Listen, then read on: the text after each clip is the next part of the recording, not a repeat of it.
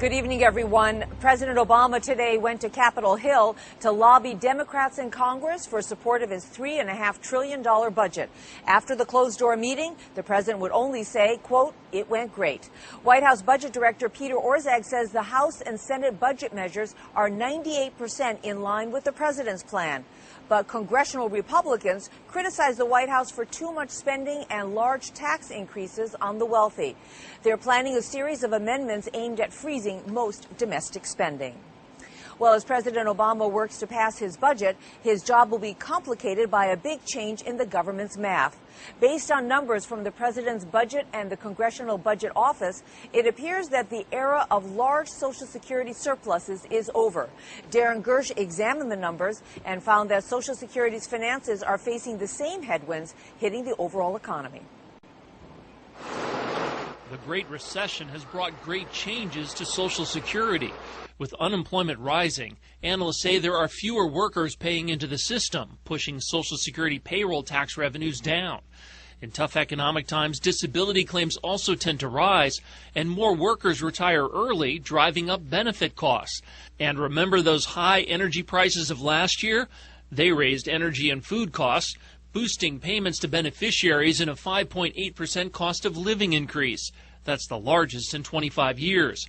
Chuck Blahhouse was executive director of President Bush's Social Security Reform Commission. He says the trend is clear. So you put the higher COLA payments, the higher disability benefit claims, the higher retirement benefit claims in combination with the lower payroll tax revenue, and most of your surplus is gone. Last April, the Social Security surplus was projected to be $83 billion this year and almost $90 billion next year.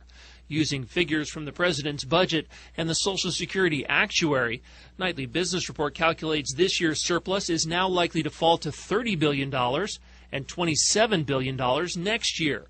But the Congressional Budget Office is more pessimistic.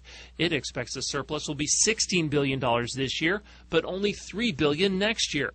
Altogether, the recession has shaved more than $150 billion off the Social Security surplus over the next 3 years. Mark Warshawski, a member of the Social Security Advisory Board, thinks the news could be even worse.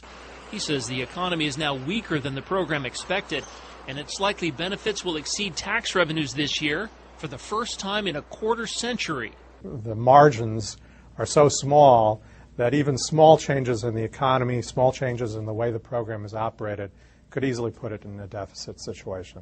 The Social Security actuary tells Nightly Business Report that is unlikely, putting the odds of a cash deficit this year at well under 50%. But the outlook has clearly worsened. Last year, the program's trustees estimated Social Security would go cash flow negative in 2017. Blahhouse thinks that date will now change. It's clear that that's going to come nearer. We don't know how much, maybe 2016, 2015. It's hard to say. But clearly, the surplus is going to be much smaller going forward than it has been in the past. A negative cash flow does not mean Social Security is in crisis. The program has built up an enormous trust fund over 2 decades. Barbara Kennelly is president of the Committee to Preserve Social Security and Medicare. She says the trust fund is more than enough to cover any short-term financial hit. The trustees look at it every single year. The report's going to come out at the end of this month, and you're going to still see that we can pay those benefits way out. If it's not, say it's not 2041, it's 2040 or 2039. But we have that money. There's $2.5 trillion in the trust fund for Social Security. The bigger problem may be the rest of the budget. A former member of Congress, Kennelly says Social Security's smaller cash surpluses will raise the fiscal pressure on Capitol Hill. What that does is, guess what, members of Congress, your deficit is even bigger than you're wanting anybody to know. Were Social Security's cash flow to turn negative, the impact on the federal budget would be immediate. If tax revenues fall short of the cost of paying benefits, the federal government has to find additional money to redeem the bonds in the trust fund. And that has a cost. It would add to the deficit. And given where we are in the budget with enormous deficits across the board, that's a great concern. For now, members of Congress have been in no hurry to add another reform effort to an overflowing agenda. But some supporters believe the dramatic decline in the Social Security surplus is a clear call to address the future of a vital program. Darren Gersh, Nightly Business Report, Washington.